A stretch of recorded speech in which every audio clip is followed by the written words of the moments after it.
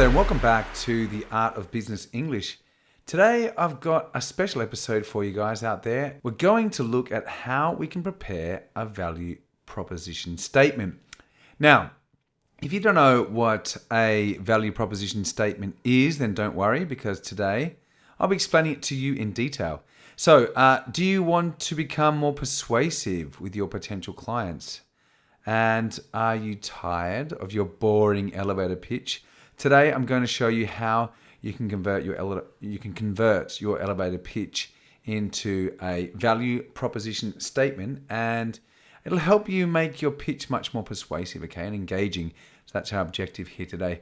And at the end of today's lesson, you will be able to understand the following: the difference between an elevator pitch and a value proposition, how to write a value proposition, and how to get people to ask you questions that position you as an expert. So let's get started with what is the difference between an elevator pitch and a value proposition. So firstly, let's look at what an elevator pitch is. Okay, so I'll do this in Spanish. El famoso elevator pitch es el discurso del ascensor. Es una descripción rápida de tu empresa y de por qué se diferencia de las demás. Se llama así porque el discurso debe ser lo suficientemente breve para que pueda reproducirse en lo que dura un trayecto de un ascensor. Okay, so what is a value proposition? Well, in Spanish it's called a propuesta de valor, okay? And in some ways, a value proposition is very similar to an elevator pitch, but it also has a hook, okay? So that's something that attracts the listener and gets them asking questions. So a value proposition refers to a business or marketing statement that a company or an individual uses to summarize why a consumer or a potential client should buy a product or use a specific service. Now, this statement convinces a potential consumer or client that one particular product or service will add more value or better solve a problem than other similar offerings, okay, will. So typically an elevator pitch is a very scripted, and it's really only about pitching an idea or project to a potential investor.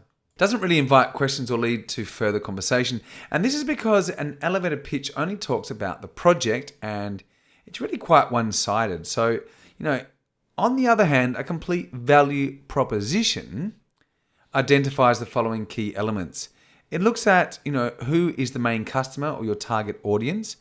It identifies the customer's problem.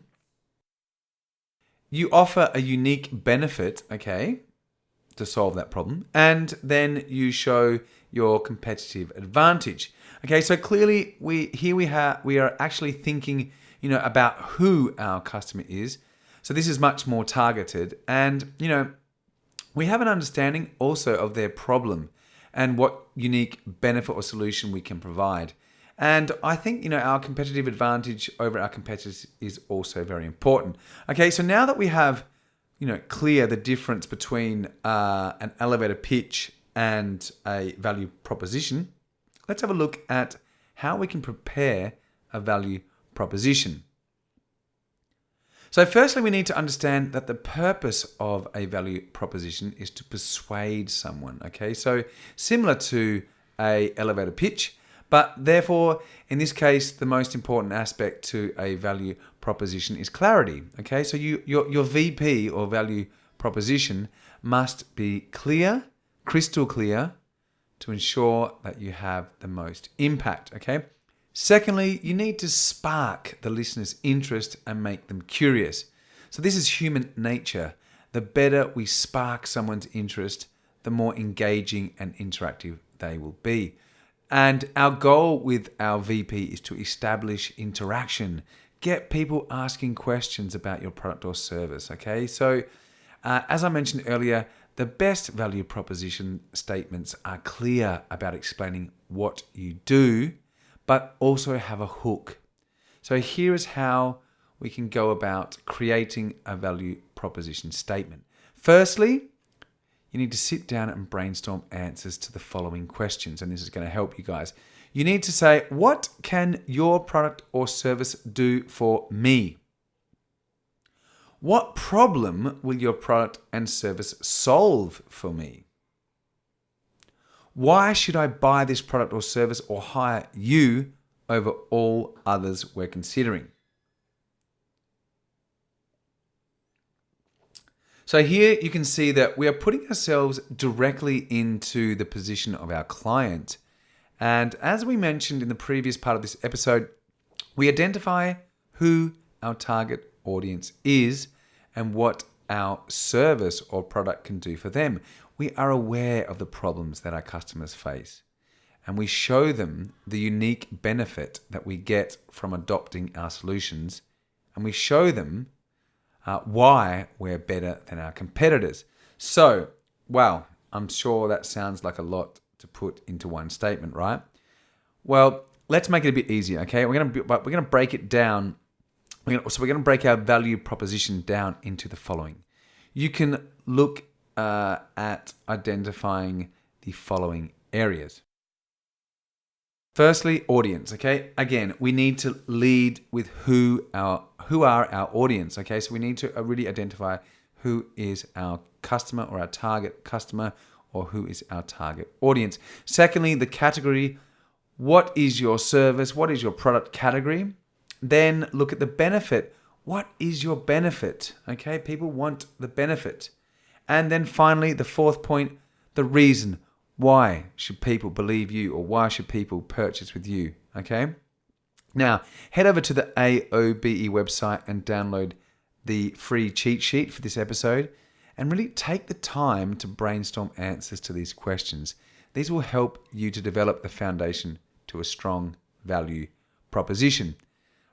So let's look then at how we can develop this value proposition statement. Firstly, again, we need to identify our main customer or target audience. Now, for example, in my case, I'm an English language trainer and coach. So if I was using a typical elevator pitch, I might lead by saying, I help Spanish business people and business owners too. So I help Spanish business people and business owners too. So that's pretty standard, and it's not very exciting. With a VP statement, I would lead by identifying the main customer. For example, Spanish-speaking business executives and owners hire me. So I'm leading with them, not saying I am. I'm leading with my customer. So Spanish-speaking business executives and owners hire me. Next step would be to identify the category. Okay, so with a typical elevator pitch, you might say, I help Spanish business people and business owners to improve their English language skills. Again, it's not really very exciting, and there's no hook. So as a value proposition statement, I would say Spanish business executives and owners hire me to make them English native. Okay, so Spanish business executives and owners hire me to make them English native. So what this type of VP statement does is invite questions. And that's the most important part here. We would get questions like, how can you do that? Which is gold. We have suddenly sparked their interest. So next, we would show them the benefit. So Spanish business executives and owners hire me to make them English native so they can sell internationally. So as you can see here, many of my clients are medium-sized businesses who are faced with the challenge or the problem of expanding their markets. They need to go international, and for that, the business owner needs to be able to sell internationally. So I'm showing them the benefit to learning English. At the same time, I've identified their problem and I'm addressing it, okay? Finally, we need to give a reason. So Spanish business executives and owners hire me to make them English native so they can sell internationally and operate anywhere with confidence. So as you can see, the value proposition is 10 times more powerful and engaging than a standard elevator pitch. It has clarity, it sparks curiosity, and it leads to genuine interaction. So let's look or take a look at how we can get people asking questions. So the first thing to note is that we must understand the workings of an open and closed question. So, for example, a closed question can be answered with a simple yes or no answer, and closed questions are formed using auxiliary verbs such as do or does. An example of this would be, do you work in tech? So the answer, is yes, I do, or no, I don't. So open questions, on the other hand, are commonly referred to as WH questions. WH questions use the interrogative pronouns who, when, where, why, what, who, I think I already said that, and how. An open question cannot be answered with a simple yes or no answer. So our objective with our value proposition is to get people asking us WH questions. So WH questions always lead to more discussion. This skill, it can also be used in social interactions when you're trying to meet and get to know new people. So when we develop our VPS or our VP statement, we need to frame everything so that it has a hook or something that sparks curiosity and leads to a WH question. So for example, if I used a standard elevator pitch, I could say, I am the director of my own language school and teach English. We specialize in business English. So here with this elevator pitch, you know what I do, but there is not really any hook, okay? Nothing that leads you to ask me a question. I haven't really sparked your interest. There are a million language schools, so why am I different? So if we frame this as a value proposition statement, we could say, I'm an English language trainer and coach. I help companies take their team international. What is the first question you think someone is going to ask me upon hearing this VP statement? Let me help you solve this riddle, okay? How do you take teams international? Or how do you do that? Okay? So what this does is allow you to set yourself up as an expert in your field. You can tell your listener why and or how you and your company are able to take a team to an international level within the context of English language learning and coaching. So you should also try and create a VP that generates why questions. This will help you get buy-in from your potential client, okay? They're curious, they're interested, you have the hook. They want to know why you do something. So let's take a look at another example. I'm a business English coach. I get Spanish speakers to live business English.